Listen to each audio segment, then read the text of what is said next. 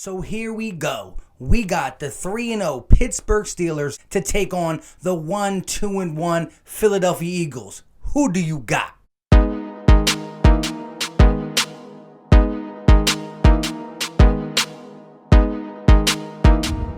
What is going on, everybody? I go by Philly Mike, and this is the Philly Talk Podcast.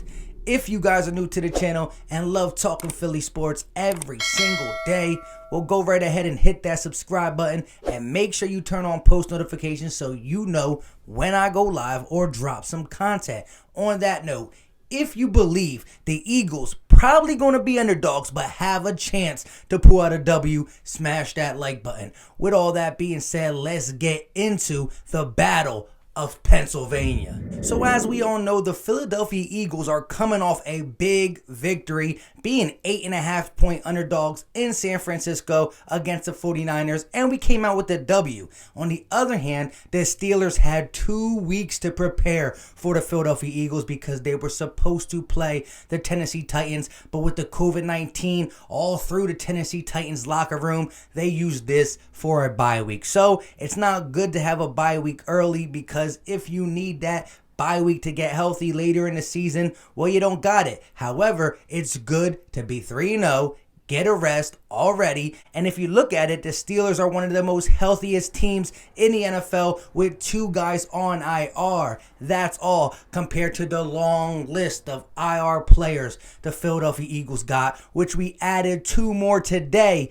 TJ Edwards and Rudy Ford, a special team guy in Rudy Ford, and as we all know, a starter at the linebacker position in TJ Edwards. Does that mean we use Sean Bradley or Davion Taylor? I'm not sure. We'll definitely talk about that before Sunday, but let's get into it, and let's start with the best part of each of these teams, which is the defense. So far, both offense have struggled. The Eagles offense has struggled more because of the offensive line and the wide receivers being really beat up. But the Steelers offense hasn't blown people away. They really haven't got the deep ball going. It's been a dink and dunk and run the ball type offense. Now, they did put up more points than the Philadelphia Eagles. However, it's not the strength of their team. So let's get into the strength of these teams, and this is the defensive line, which ranked 1 and 2. Let's look at some numbers. Let's look at the Eagles and the Steelers D-line when it pertains to sacks. The Eagles average 4.2 sacks per game, which ranks 2nd in the NFL. The Steelers, on the other hand, average 5 sacks a game, which ranks 1st in the NFL. And when it comes to the total sack on the year, the Eagles have 17, which is 1st, and the Steelers have 15, which is 2nd. But I gotta say this, the Steelers only played 3 games due to COVID-19 and them taking a early bye. So when it all evens out, we're gonna be fighting for 1st and 2nd when it comes to the D-line, straight up. As you guys can see, these teams both rely on the D-line to do a lot of the dirty work when it comes to the run game, the pass game, and it definitely helps the cornerbacks for both these teams. Now, the Steelers are the number 1 team in sacks when it comes per game because they only played 3 compared to the Eagles 4. However, 4.2, 5 sacks a game, that's really close. This is going to be where the game is going to be won. Eagles D-line versus the Steelers offensive line, and the offensive line of the Philadelphia Eagles against the Pittsburgh Steelers D-line, which we will get into. And while we're talking about the Pittsburgh D-line, I know a lot of Eagle fans haven't watched a lot of Steelers tape because we're watching our own teams. So let's roll the clip against the Texans, Steelers D-line versus the Houston offensive line, and see how they might try to attack the Eagles. Roll the tape. On this play, they're going to send guys to the line of scrimmage. They got 1, 2, 3, 4, 5, 6 guys on the line of scrimmage showing blitz. Now, they do drop back in this same package, but here they send all 6, more than you can block. And here we go. The running back's going to have to take on the linebacker. He can't do it, and that's what hurts Deshaun Watson. He can't step up in the pocket to avoid the outside pressure because of the guy in the middle. So he tries to use his athleticism and come between them, and he's just not quick enough, and they get the shoestring sack. Watch the replay. I mean, nothing really Deshaun can do in this point, just sending more guys that can be blocked. But normally there's a guy or 2 open in this package because they sent the house. On this play, they only send 5 guys, still more than the average of sending 4. But watch this. It kind of gets picked up. Deshaun Watson's going to bounce it out, something that Carson Wentz does. But watch how the Steelers swarm. That's what I'm scared of. It's not going to be like the Niners game, but watch the replay. Number 55 is in the middle. Now, his assignment is to watch the running back. But when he sees the running back stay in to take the blitzer, he goes with the tight end, and he figures the tight end is covered by number 34. Why don't I just blitz as well? And again, smart, instinctive, swarms, and it gets Deshaun Watson.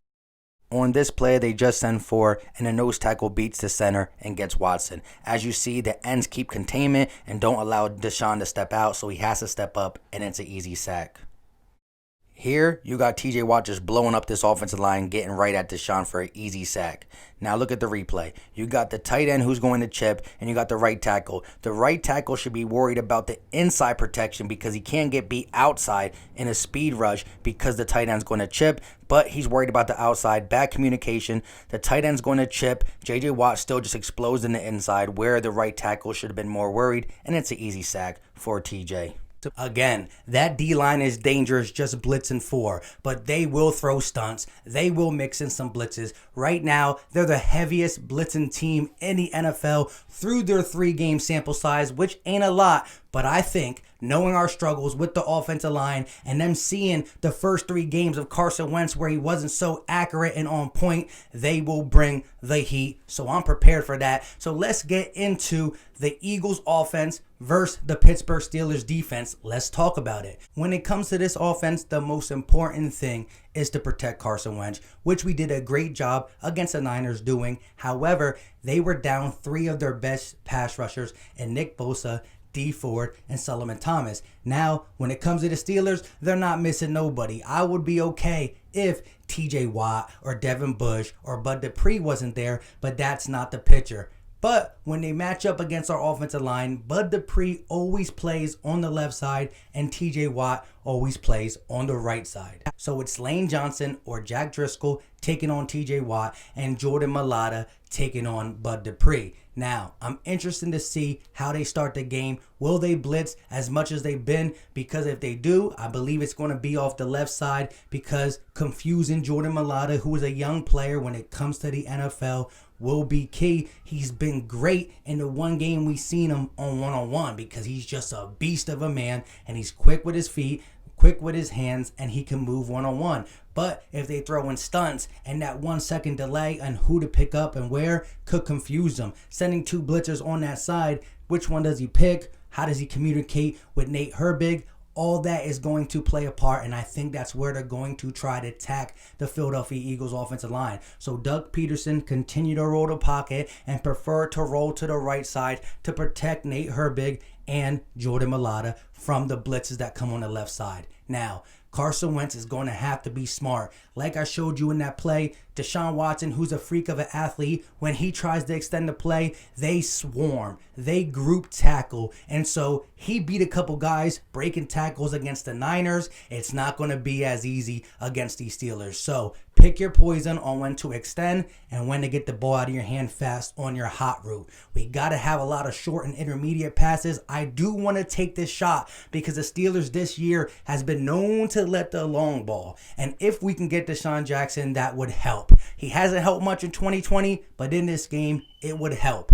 We saw Travis Fulgham catch a nice catch from Carson Wentz, but Deshaun Jackson's speed would really open up this field for the other guys, the young guys. And I wonder how Minkah Fitzpatrick is going to play defense in their secondary. We know he's the most talented guy in that secondary, which just filled out by Steven Nelson in the slot, Mike Mitchell, I believe, outside, and Joe Hayden as well. And they do a great job mixing, matching coverages. They play a little bit more man than we normally see in the first couple games we got. But if I'm the Eagles, I'm going to continue to run the rock. It's going to help the play action. It's going to help the move in the pocket. It's just going to help. We've seen when we stay with the run this year, it's been good for the offense. You're not always going to get a 7-yard gain, a 10-yard gain, an 8-yard gain, but you got to be patient with the 2 or 3-yard gains. I'm just hoping we can get a full game from Miles Sanders very soon. All this hamstring and gluten issues been driving me crazy because I know the Eagles really want to unleash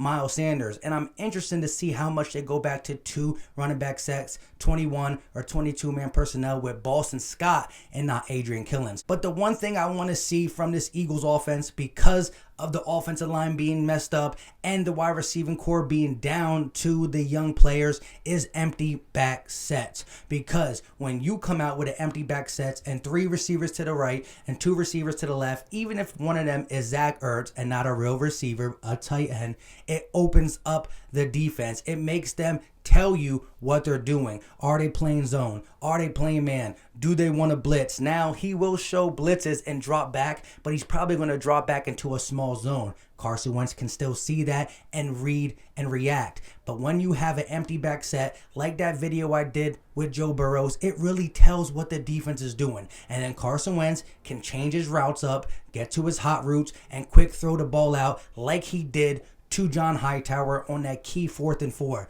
We might have to move the ball little by little because this Steelers defense is stingy, but we will go over the top once or twice this game because they're susceptible to the long ball, especially in the middle of the field, working these seams. So whether it be D-Jax, Zach Ertz, who really don't get no yards after the catch, but this seams is where you want to go on the Steelers defense.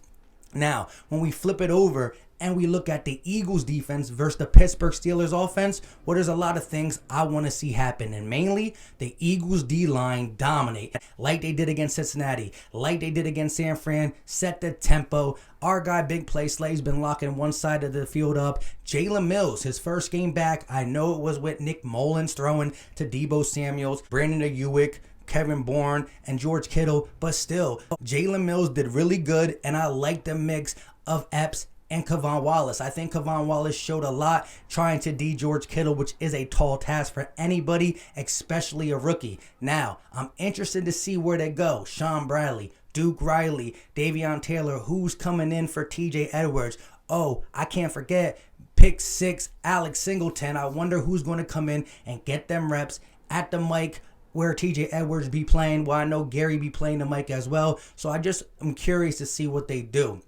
But we're going to rely on the D-line to get pressure, and I want to see Jim Schwartz do what he did against the Niners. I know Big Ben is a veteran, and I'm not telling you to blitz every single down, but you got to mix some blitzes in, timely blitzes, and disguise them, because the Steelers offense has been a dink and dunk offense for the most part of 2020, but I know they want to take their shots, and if you blitz and you hit home, Big Ben, he's still Big Ben, but I think he's going down a lot easier in 2020 than he's done in the past because of all the issues he's been through in his career. But I'm telling you, if the D-line can play any way it was against Cincinnati, against 49ers, I like the way this defense will match up with the Steelers. They want to run the ball, but they don't run zone concepts. They run power running. They do gap running. That's what they want to do. And I love when teams want to power run against the Philadelphia Eagles, who got Fletcher Cox, Malik Jackson, Javon Hargrave, and even Hassan Ridgeway in the middle, who say, no,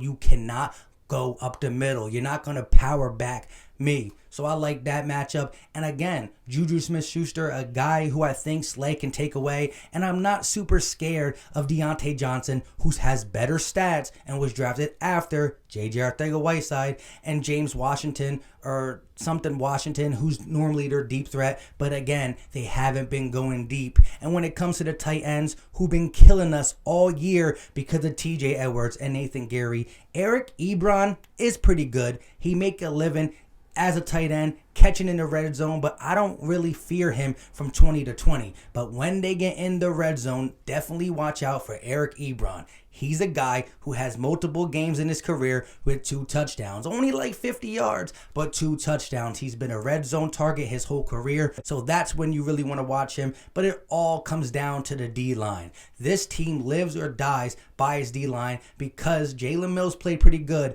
The linebackers have been susceptible to the pass game, and the safety play behind Jalen Mills, Kavon Wallace, and Marcus Epps, although I liked it in the Niners game, I'm not sure how consistent they could be, so we need the bulk of the plays to be done by the D-line, and that's how you flip the script.